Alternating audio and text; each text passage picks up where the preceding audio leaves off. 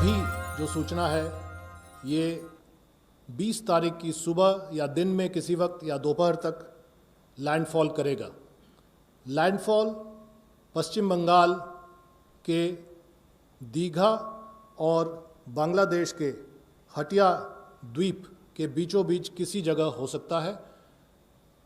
अगर उसका एक आकलन लिया जाए तो ऐसा प्रतीत होता है कि सागर द्वीप या काक द्वीप, ये दोनों द्वीप हैं डेल्टा में और वहाँ पर कहीं लैंडिंग हो सकती है।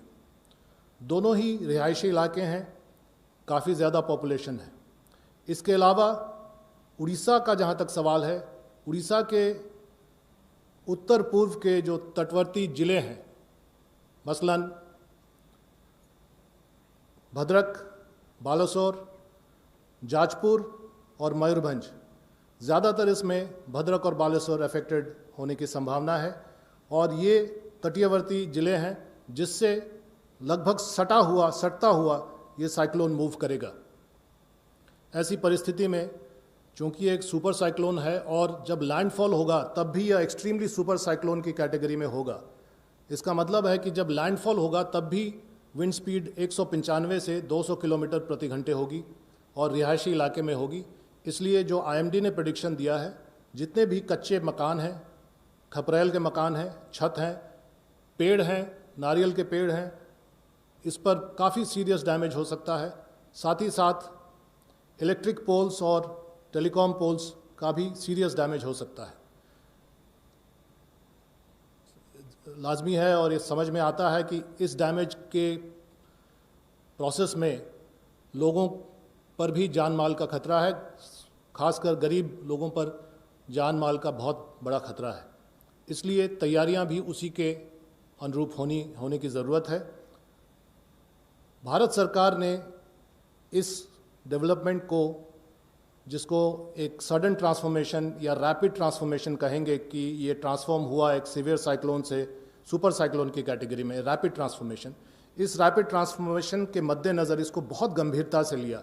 और आज एक ऐसा दिवस है, आपदा प्रबंधन में एक तारीख मानी जाएगी कि जो 3 जो बड़े इसमें प्लेटफॉर्म्स हैं, सबसे कारगर प्लेटफॉर्म होता है नेशनल क्राइसिस मैनेजमेंट कमेटी, जो एग्जीक्यूटिव प्लेटफॉर्म होता है, उसकी मीटिंग भी हुई कैबिनेट सेक्रेटरी महोदय की अध्यक्षता में।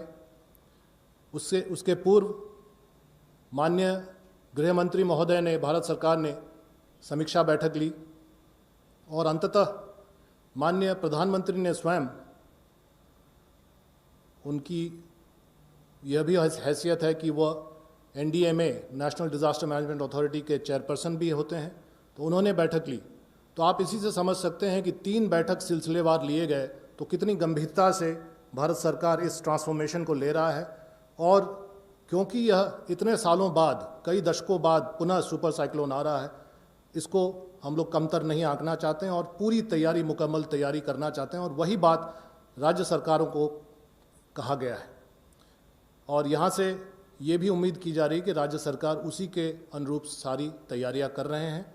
इवैक्यूएशन की तैयारी, जान माल की सुरक्षा की तैयारी, NDRF, SDRF और लोकल पुलिस और अन्य एजेंसियों की तैयारी, ये सारी तैयारियां उसी अनुरूप हो रही हैं, ऐसा हम लोग मानते हैं। मैं आपको प्रेजेंटेशन में केवल एक मैप दिखाना चाहूँगा, अगर आप मैप पर आ जाएं।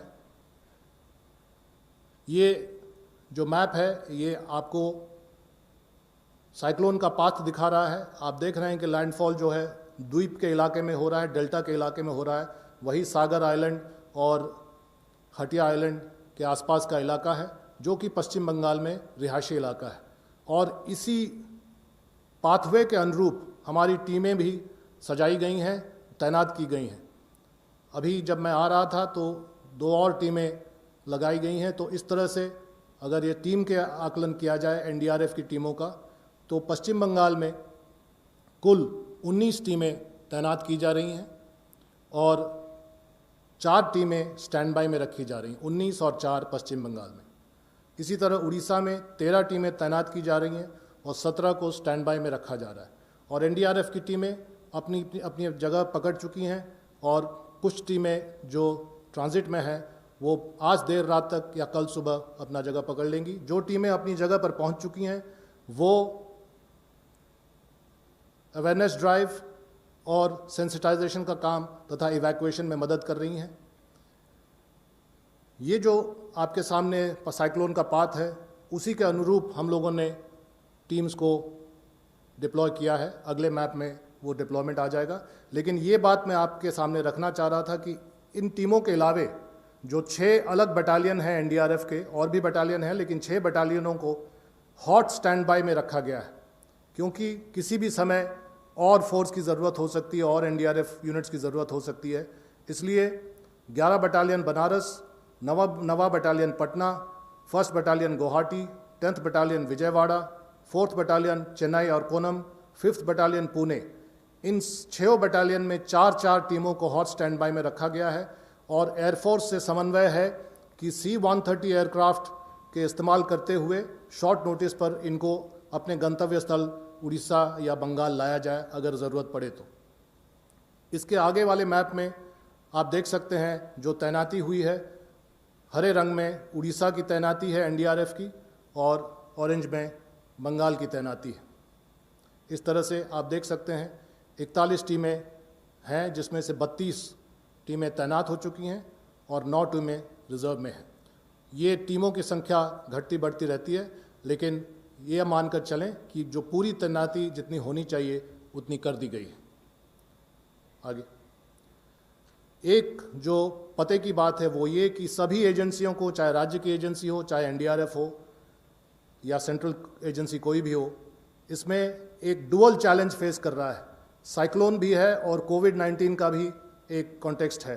तो कोविड-19 के समय में साइक्लोन में रेस्क्यू और रिलीफ का काम करना है, तो ये डुअल चैलेंज है।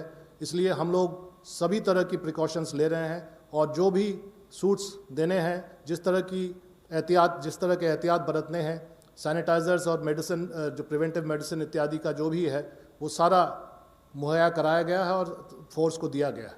नेक्स्ट सठिक मुकाबला करबा पई एनडीआरएफ टीम धामरारे उपस्थित अछंती। संवेग बाध्य अंपान सठिक मुकाबला करबा पई एवं एनडीआरएफ तरफरु समस्त को सूचना दिया जाउछि। ये भद्रक में ये अनुरोध करा जाउछि कि संभाव्य बाध्य उड़ीसा में। आगे ये केंद्रापड़ा में जागरूकता अभियान, बालासोर, सागरदीप पश्चिम बंगाल, 24 परगना, हसनाबाद 24 परगना, काकद्वीप 24 परगना। सो ये एनडीआरएफ की तैयारी और जो भी सेंट्रल गवर्नमेंट ने जो स्टैंड लिया है इस सुपर साइक्लोन के मद्देनज़र, ये मानते हुए कि सुपर साइक्लोन कई दशकों में दूसरी बार फिर आया है, उसके मद्देनज़र ये तैयारी है। और ये मैसेज मैं स्पष्ट करना चाहता हूँ कि भारत सरकार ने इसको बहुत गंभीरता से लिया है और उसी के अनुरूप सारी तैयारियां हुई हैं, सारी समीक्षाएं हुई हैं, जो आज प्रधानमंत्री महोदय ने किया, गृह मंत्री महोदय ने किया और कैबिनेट सचिव महोदय ने किया। उसी के मद्देनज़र ये तैयारी है और इस तैयारी को ग्राउंड पर उतारना बहुत ज़रूरी है। इसलिए स्टेट गवर्नमेंट से भी हमारा अनुरोध होगा कि इसके अनुरूप कार्रवाई करें और इस कार्रवाई में पूरा सहयोग सारी सेंट्रल एजेंसियां देंगी।